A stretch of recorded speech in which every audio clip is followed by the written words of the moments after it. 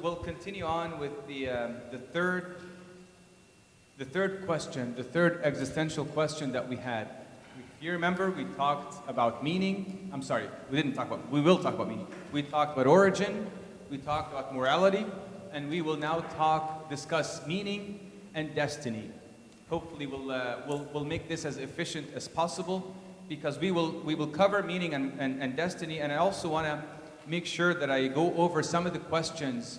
You have submitted 24 questions to be discussed in this conference, and Bishoy and others and Sameh had sent me those questions. So I want to make sure that No, I don't. Thank you. Thank you very much.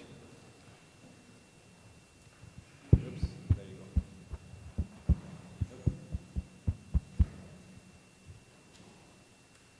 There you go. Thank you. So we grouped these questions into fewer categories than 24, and hopefully we'll efficiently try to answer those questions today. That will leave us to the very last discussion or lecture tomorrow, God willing, after church, after the liturgy. We will have the kind of the climax of this journey, which is we know that God exists. Why Jesus? What makes Christ so special and distinct from all the other religious leaders? And that's going to be kind of the end of our journey.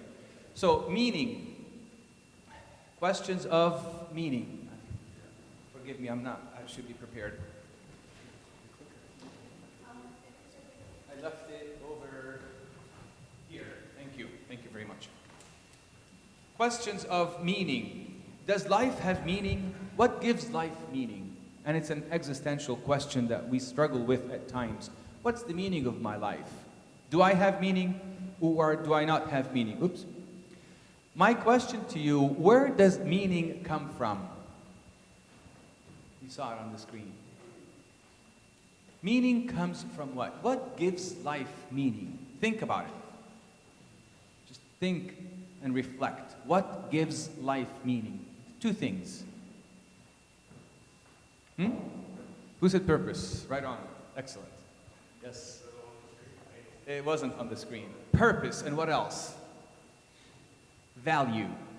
Value and purpose. Value and purpose give life meaning. Value, is my life worth anything?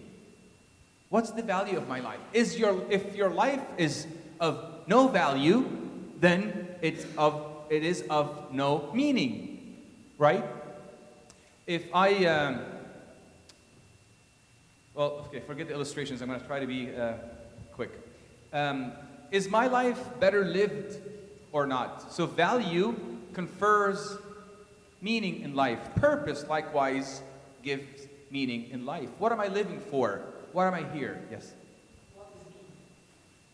Very good. What's meaning? That's what meaning is. Definition of the meaning of life? Excellent. Okay, now let's get a little deeper. What do I mean by meaning? Very good question. I'm glad you brought that up. What do I mean by meaning? What do you guys think? Why am I alive? But what else? Why am I alive? That's kind of your purpose. What am I supposed to do with it? What am I supposed to do with it? Yes.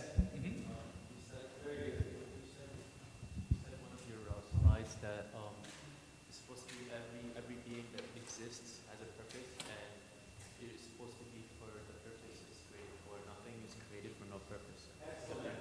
Excellent. It's the purpose for why you are here. The question of meaning.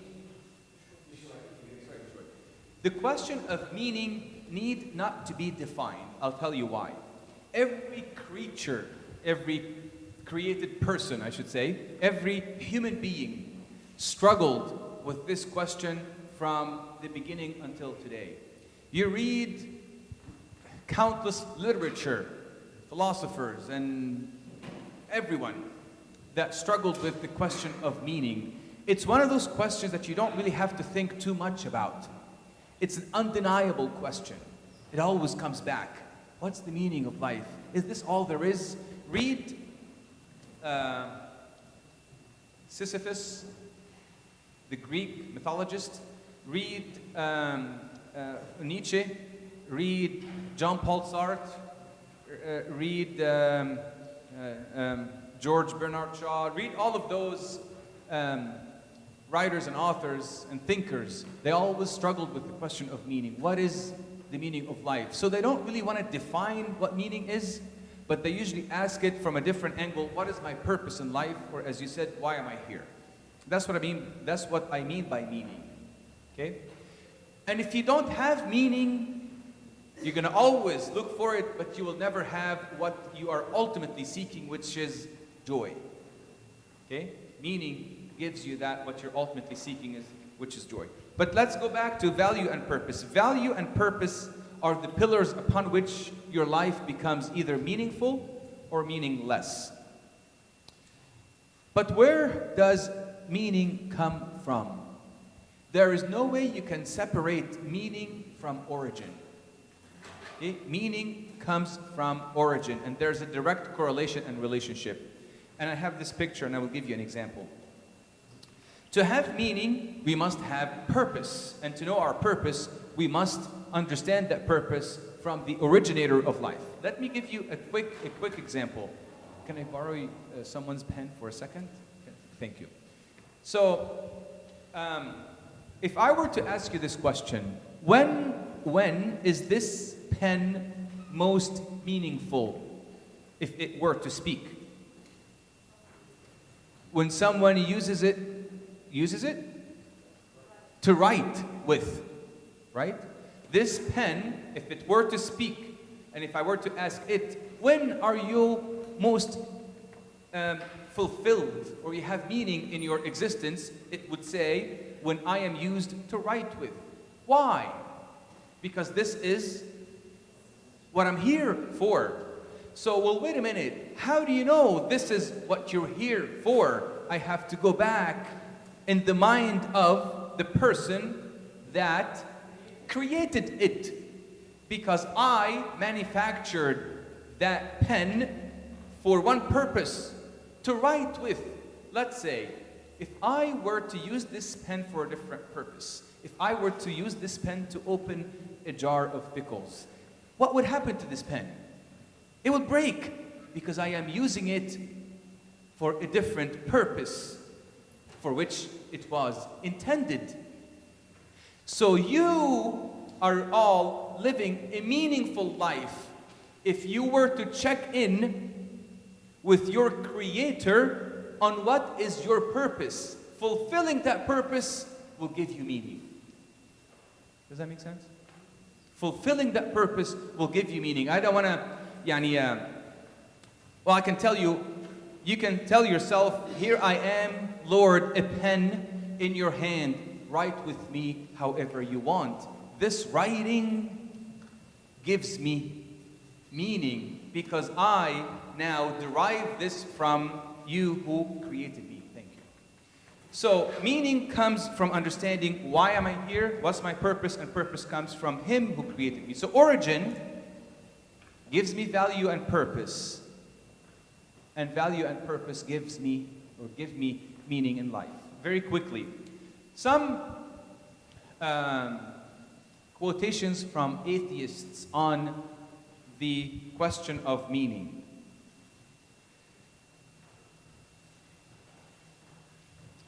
I didn't want to play devil's advocate because I don't like to do that, Bishoy. But when you asked me what is meaning, I wanted to answer you. Do you want a meaningful answer or not? But I didn't want to say that.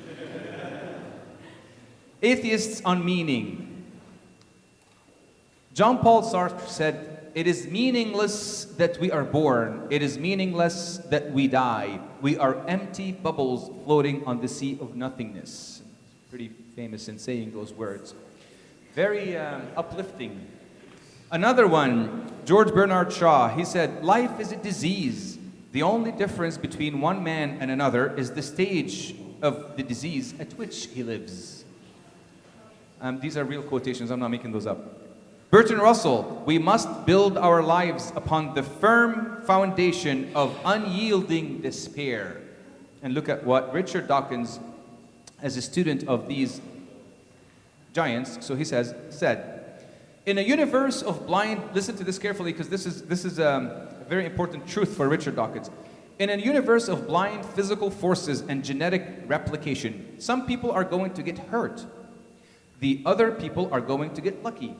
And you won't find any rhyme or reason to it, nor any justice. The universe at the bottom has no design, no purpose, no evil, and no good. Nothing but blind, pitiless indifference. DNA neither knows nor cares. DNA just is, and we dance to its music. What a very hopeful, joyful, uplifting definition of the meaning and purpose of life.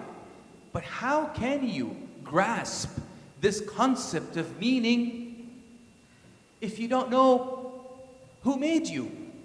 You gotta go back to your origin to get meaning. But if you have no origin, or if your origin is primordial soup or time plus matter plus chance, what kind of meaning will you get from that? You see? Interesting quotation by C.S. Lewis makes you think a little bit.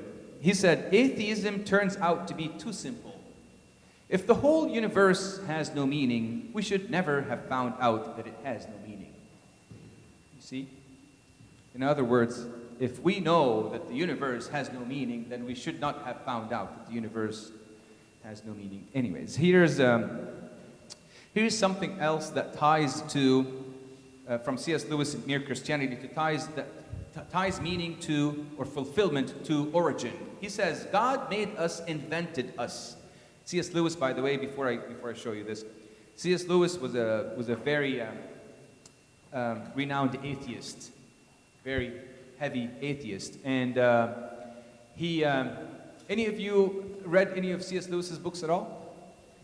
Good.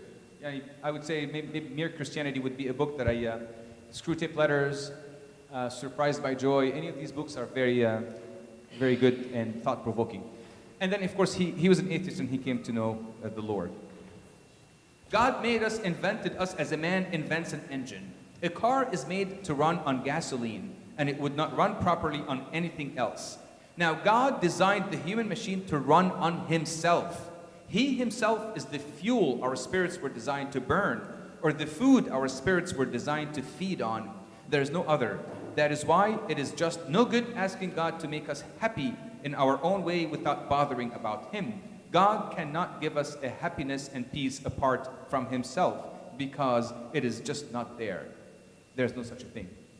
So we are designed to run on God for purpose, like a car that's designed to run on fuel. He is the fuel for our souls in order to come to meaning. Okay, so let's move on, and I have the same slide here. Let's move on to the last. Let me move on. Objection number one for meaning. Well, do you want to talk about the objections, or should we just go on to the next point? Objections, quickly? Okay, here's the first objection. I give meaning to my life. I don't need meaning from God. It's my personal decision rather than some kind of commandment from someone.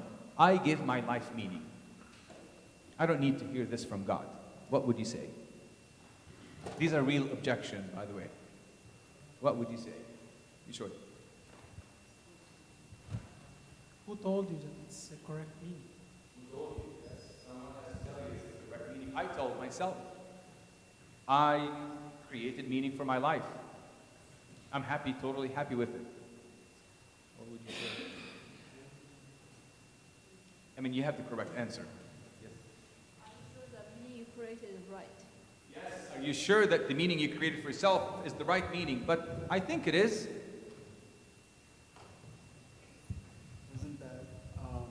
Doesn't that meaning run out at a certain point? Because that meaning could be just for one thing. I mean something for just this one part of my life. So, but should meaning be like a goal for our entire that purpose? Very good. I think the problem is with your definition of meaning. Your definition of meaning. I can do an activity that's very fulfilling for me or to me, but is this what the meaning of life is all about? You know, watching football games or watching the World Series. And I have to say the World Series because we're in it, and I'm hoping that I'm. Anyways, yeah. So here's the answer to this question. If that's what you define or determine, then anything becomes the meaning of life. Anything becomes the meaning of life. But that's not what the meaning of life is. Not anything for sure. Anything becomes the meaning of life depending on your perspective or your opinion or your preference. I'm using again another dramatic example. Then Osama bin Laden can say, you know what, I have totally perfect meaning for my life because I decided to do this and kill this and do that, and that's the meaning I derived from my life. Now, does that life become meaningful just because you ascribe meaning to it? Absolutely not. Meaning must come from one who designed you. Who said that? Huh? Yes, Uncle Sam. Yes, from the one who designed you. It has to be coming to you, not from you, just like morals. Objection number 2. Well, I live a very meaningful life. I help the poor. I do this, I do that, and I live a very meaningful life. You would say to that, your life could be meaningful, but here's the most important thing. It is not because of your atheism, it's in spite of your atheism. In other words, atheism does not lend itself to meaningfulness. You can live a meaningful life, but that's in spite or despite your atheism, not because of your atheism. Listen to this, and I put it on the screen. I know it's a little verbose, and I don't like to put a lot of text on PowerPoint, but I wanted to have that so that we can read it and follow it. This fact, no more proves that life can have meaning without God than a person who denies the existence of oxygen and still enjoys good health would prove that you can be healthy without oxygen. Let me repeat that again. This fact that your life is meaningful without God, this fact no more proves that life can have meaning without God. This fact no more proves that life can have meaning without God than a person who denies the existence of oxygen and still enjoys good health would prove that you can be healthy without oxygen. It only proves what? That you have a misguided belief. That's it. You see? So meaning could be a very lengthy discussion, and it touches everyone's heart when we talk about the meaning of life and the purpose of life. Yes. Oh, Mori. Hold on. So, the previous slide.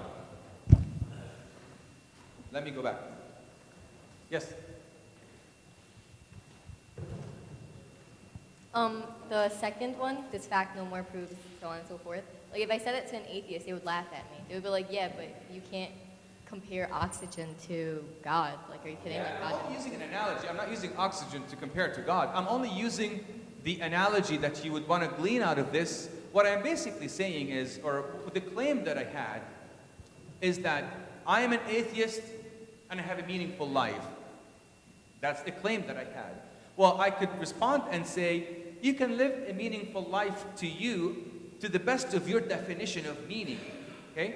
But that's not because of your atheism. It's in spite of your atheism, you're doing some meaningful things. But ultimately, that meaning cannot be labeled as meaning in life if you don't know where you came from and you don't know why you're here. You see? So this is just an analogy, or just kind of to simplify the thought. Yes? I'm just a little confused because, like, let's say someone's a deist. They know that the creator's out there, but they go by like the principles of like Socrates, which says, I'm trying to transcend the body and go towards intellect. And that fulfills me, that satisfies me, that gives me value, and that gives me purpose. I mean, Where does the value come from? that the intellect is something that comes from the transcendent.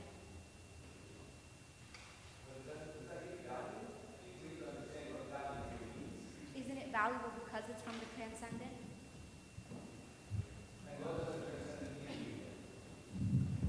The intellect. The intellect, okay. He gives you, very good point. The transcendent God gives you the intellect. But is this what makes you valuable and full of worth and value? It's not the intellect. But it doesn't take away that a God, even though he doesn't have a personal relationship with me, gave me this.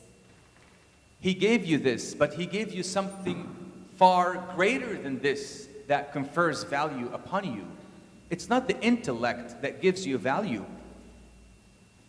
I'll tell you something. You can say, we don't want to argue with the animal kingdom, but compare us to the animal kingdom. But let's say I can have an intellect and use that intellect in a very destructive way, like all those, like Bin Laden, whatever. He's a very intellectual man, but he used it in a very harmful and destructive way. Does that confer value? No. Value comes to you only by one thing, and I think I heard it earlier on this side. It's because you're created in the image of God himself. That gives you value. But you cannot give value to yourself, number one, and your intellect, just because he created your intellect, it means that you have value. Value is given to you by someone who is greater than you. But you do not come up with your own value and worth. Because I could say, I am the richest man in the world and the strongest man in the world. Who told you that? I gave myself this value. No. You can give yourself, I mean, you go to any psychiatric hospitals, you have a lot of different people who give themselves a lot of values, but that doesn't make them valuable. It's conferred. Is conferred the right word? Given, bestowed, confer? Okay. Conferred upon you by someone who has value in himself. فاهمة؟ مش given to him بقى. He is a self, evident, valued being that confers value onto others. So, for example, here, let's say this example. I have $5, and I say, hey, this is $5. Can this $5 and say it's $5? Can it go out and say, hey, I am 10? Look at me, I am 10. You can go to the bank and say, this is, I am. It cannot say I am 10. It cannot give a greater value than the value that whoever printed it gave it. This is $5 regardless whether you like it or not. Because I printed this as $5. I gave it that value. But this $5 cannot make itself $10. So are you saying because we are valuable because we have value, but not because one part of us is valuable because we're all valuable? Exactly. Okay, so and I'm just trying to make sure I get this clear. So we can't strive to obtain value like we strive to obtain intellect, correct? You can. You can strive to have value. The closer you get to him who conferred value upon you, you become more valuable. Let me explain something to you. God created us in his what and what? No, الأول, image and likeness. And they're two different things. يعني بالعربي صورته ومثاله, you may think it's the same thing. God created us in his image and likeness, and they're two different things. His image is shared amongst everybody. This is who we are.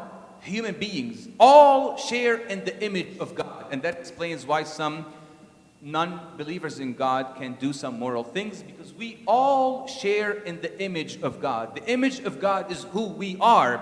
The likeness of God is who we ought to be. So you are in the image of God, sharing that with everybody. That's why we love everybody, the believers and non-believers alike, the blacks and whites and greens and yellow, whatever. We love everybody because everybody has the image of God. Not everybody shares in his likeness. His image is who you are. His likeness is who you grow to become. And when you become in his likeness, then you become more and more and more valued. Do you see the difference here? Okay. This concept is making me a little bit uncomfortable because I'm comparing it to an analogy that I read in a novel, so maybe that doesn't make any sense. But he created us with a purpose, and the only way for us to ever be truly happy is to go to that purpose. Isn't that a little bit unfair? This is correct. Isn't that unfair? Look, where do I come in? Why are my decisions? Why do I have to do what you say? Because it's best for you. Yeah. I don't know. Yeah, you know, something like that. Okay. Let me give you an analogy. Even though this purpose may be a little difficult sometimes, or what you need to do it kind of rids me of my own free will. Is this what you're saying? Okay. So.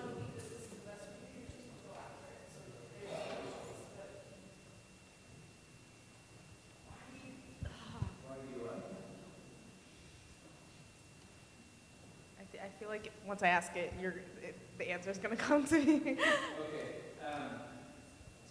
All right. No worries. No worries. But I kind of get the idea of. Yes, sir. Be sure. So you're saying that in order to be fulfilled, I have to do whatever I was created Correct. to. What is my purpose? So I'm doing it, and I should be feeling fulfilled, right? I should be fulfilled, right? Because that's what I was created for. Yes. So what exactly am I created for? What is my meaning of life? Well, what's the purpose of life? Exactly. Okay. What do you think is your purpose in life? You have. Who do you ask? I should ask my creator. Very good. What did he say it? Did he reveal it? In a way or another, but it's No, in a very bold way he did. Yes. Yes, maybe What is it? maybe I didn't hear it well. Maybe it wasn't obvious to me. But how should I know? How Yeah. How to find your purpose in life? There is your If I were to give you the one very quick answer to this question, your purpose in life is to glorify your Creator. In other words, to be Christ-like. The more you become like Him, the more you fulfill your purpose, the more you have purpose, the more you have meaning. So that's kind of the very short and quick answer to you. Why are you here? To be like Him who created you.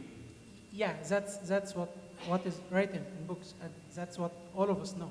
But what I'm saying is, every one of us has like his unique meaning. Mm-hmm. It's like, why? Yeah. There's a general purpose and there's a specific purpose. So we have an overarching purpose in life.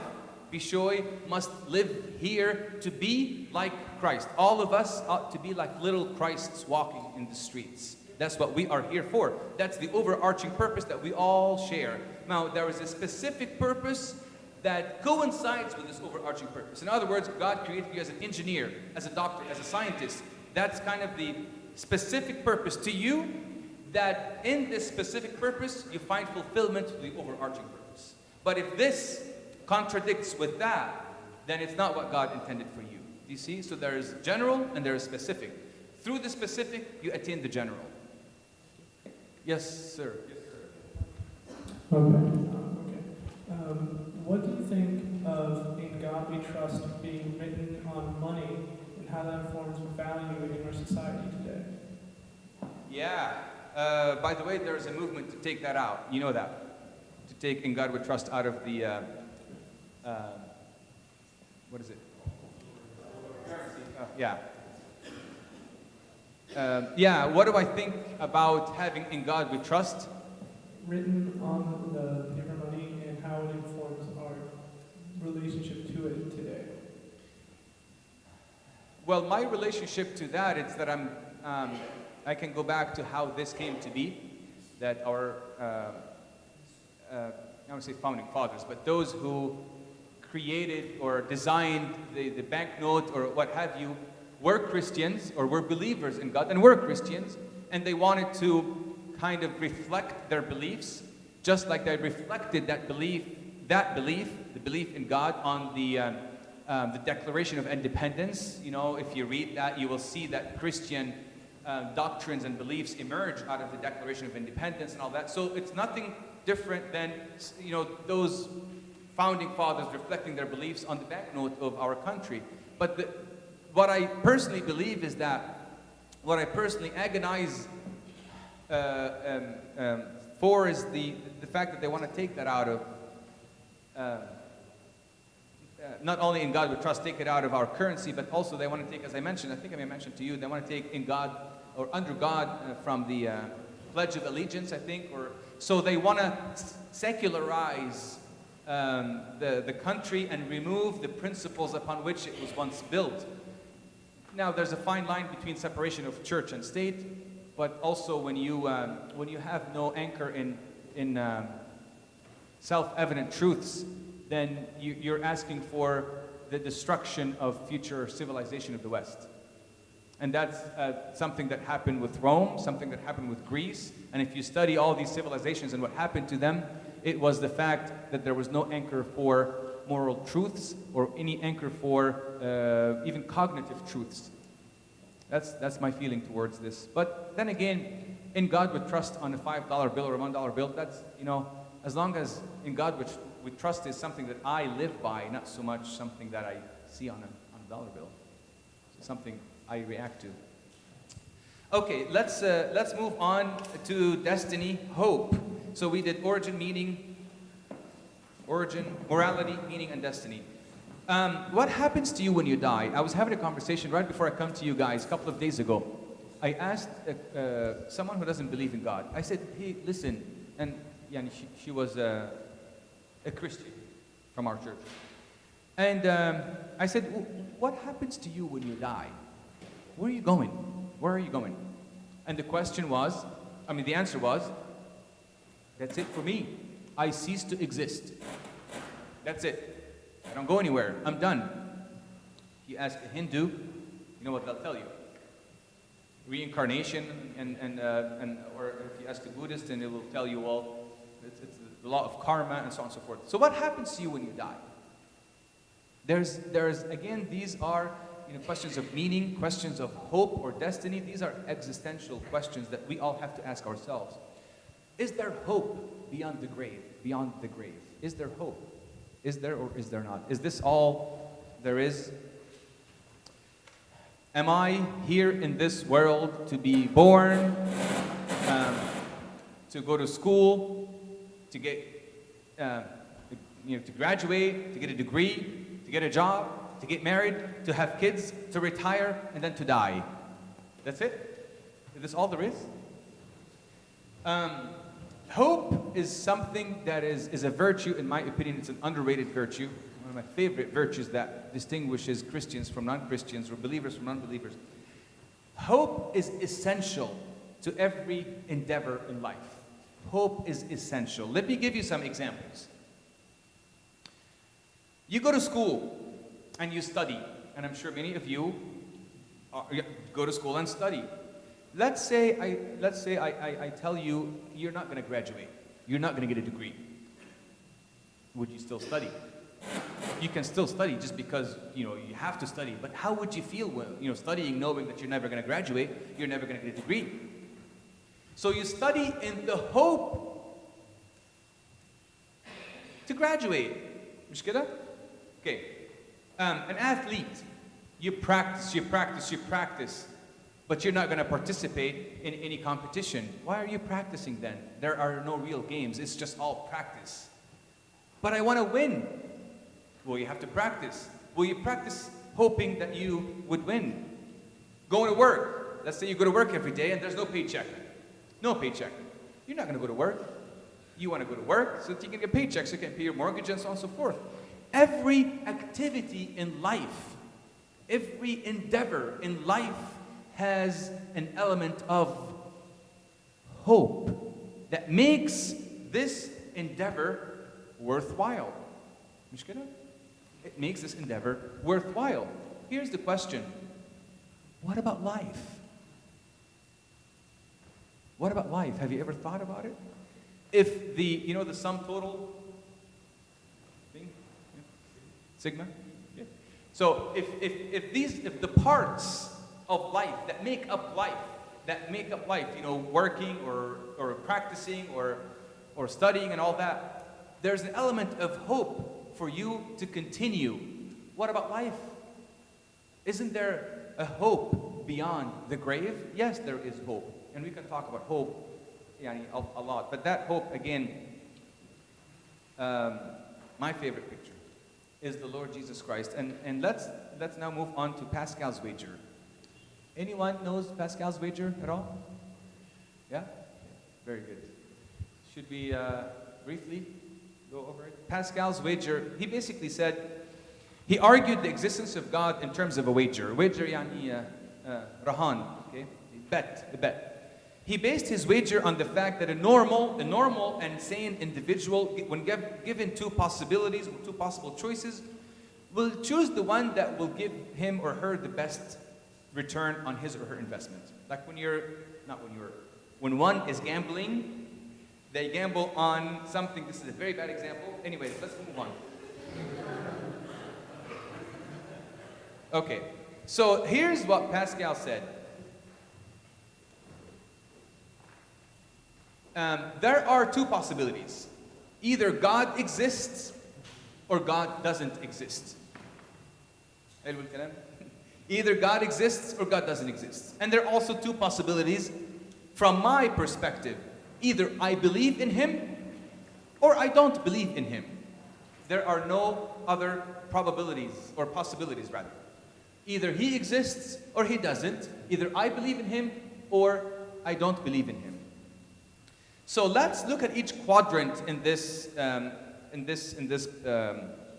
the screen. Yeah, it's like a matrix for possibilities. So let's say if I believe in God and God does not exist, then I will have, Pascal, I will have finite loss. Finite loss, yani, I believe in you, but you ended up not existing. Oh man, I wasted all my Sunday mornings. I wasted a wonderful Saturday here coming to listen to whoever, and then I could have done this. I wasted all the Wednesdays and Fridays I'm fasting. I wasted all this time. It's a finite loss that, and by the way, I'll come back to that. It's not really, but anyways, it's a finite loss. In his finite meaning that you've spent your 60, 70, 80, 90 years doing these things, and you ended up disappointed God doesn't exist. If you do not believe in God, the bottom quadrant, and God does not exist, then you have finite gain. You kind of enjoyed your life and God doesn't exist, you don't believe in him, you wanted to do whatever you want to do. You did this and that, and you can name a lot of things that you did, and you enjoyed your life for those 70, 80, 90 years of your life. Let's look at the other quadrant. If you do not believe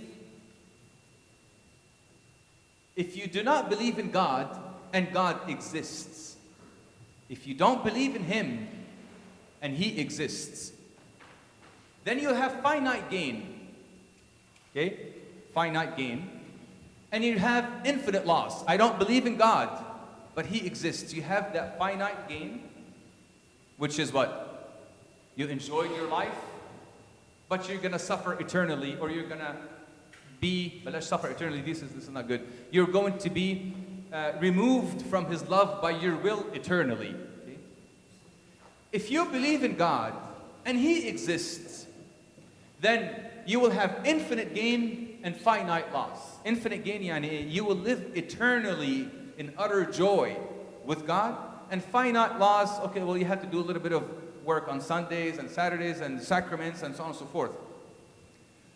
By the way, for the believers, this finite loss does not become a loss. It actually becomes infinite gain and finite gain. But let's just, for the sake of those who don't believe. And Pascal was a mathematician. He said, I'm going to place the bet on the quadrant that gives me the highest return. That's all. I'm not going to do anything else. If you have this quadrant, this matrix, one second. If you have this matrix, which quadrant makes the most logical, or will give you, yield the most return? Huh? The left side on top. You'll have infinite gain and finite loss. Fine. But you'll have finite gain and infinite loss, if that even is the worst case scenarios. You see? And that's basically how Pascal made the decision that I'm going to place my life or bet my life on that. By the way, this argument does not prove that God exists. This argument is intended to make you question atheism, okay? And makes you think a little bit. Yes?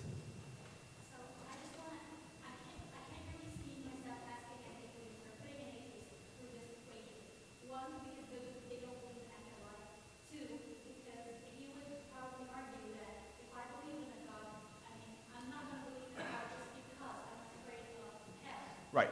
This is not, I'm glad you mentioned that, Miriam.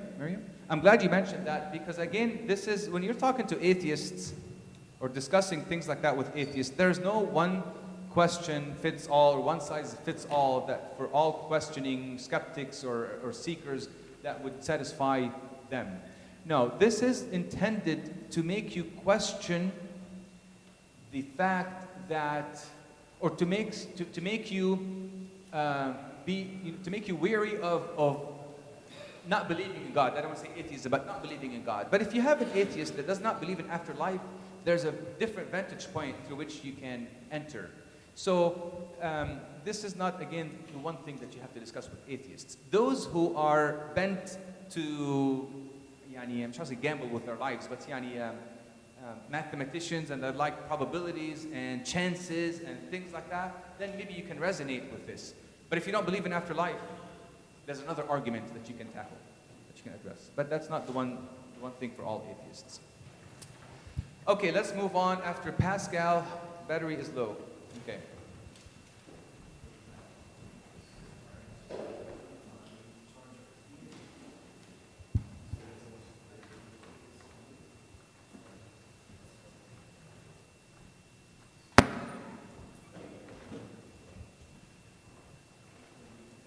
So the next. Here's okay. Sorry for the picture, but I was talking to. This is kind of aligned with Pascal's wager, and I said to someone who's an atheist, I said, let me ask you an example. I ask you a question. I'll give you an example.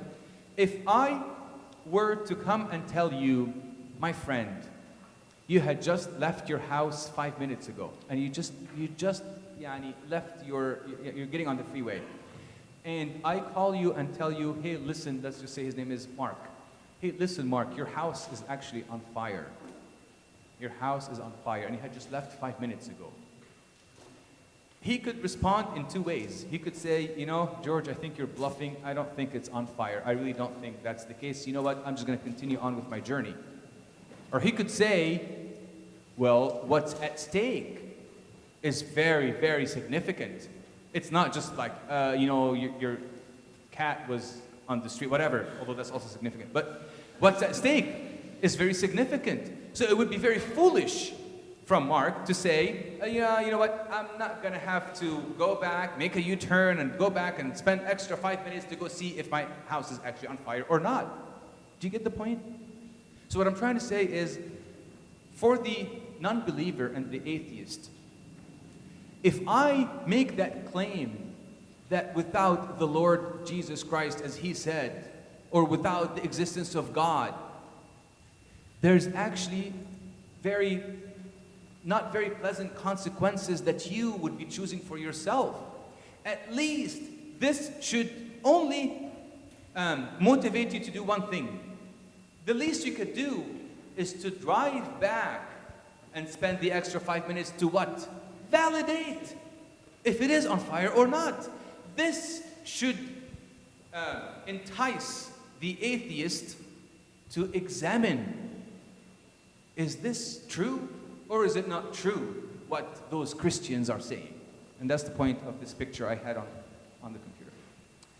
God, this is one of my favorite quotes, God has given us evidence sufficiently clear to convince those with an open heart and mind, yet evidence sufficiently vague so as not to compel those whose hearts and minds are closed. Beautiful, beautiful, profound statement. I will repeat it again. I think this is similar to what Bishoy mentioned last night. Was it last night? This morning. Have an open heart and open mind. This morning. God has given us evidence sufficiently clear to convince those with an open heart and open mind, yet evidence sufficiently vague so as not to compel those whose hearts and minds are closed. So the problem here is not in the evidence. The problem is, do you have an open heart? Do you have an open mind with which you can get the truth? Okay, so let me move on to why not believe. Why do people not believe in God? Why do people not believe in God? Let's look at what this atheist said. His name is Mortimer Adler. He's a former atheist and he became a believer. He said the answer, this is very profound, he said the answer lies in the state of one's will, not the state of one's mind. The state of one's will, not the state of one's mind.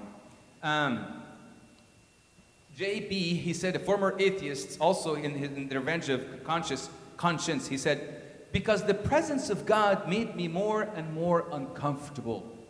Listen to this. He said, I began looking for reasons to believe that He didn't exist. Not many of us doubt God's existence and then start sinning.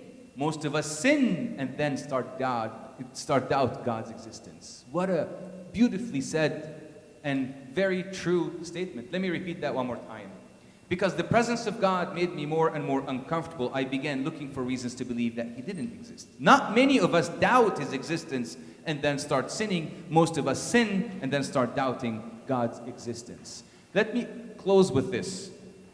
There is a verse from the scriptures that says, this is the condemnation, that the light has come into the world, in John 3:19, and men loved what? Darkness rather than light, because their deeds were evil. Their deeds were evil. Now, let me give you this analogy.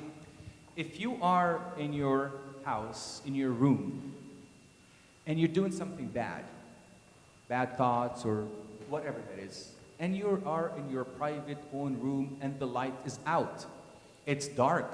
Can anyone see you? No. You can continue doing what you're doing, whatever that bad thing is. Let's suppose that someone comes and turns on that light. You are suddenly exposed. Then you can respond in two ways. Either stop what you're doing because you're now exposed in the light, or go and turn off the light. And that's precisely what happens in our world today. The turning off of the light. Why? Is it because I can't fathom that God exists? No, my friend. It's because you want to live your life according to how you designed it for yourself, for your lifestyle. You don't want to change it. So it's a problem with the moral lifestyle that I have chosen for myself.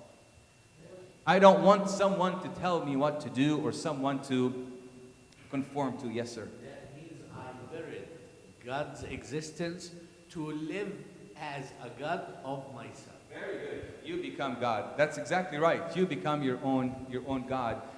Someone said 4,000 years ago, or however many years ago, God created man.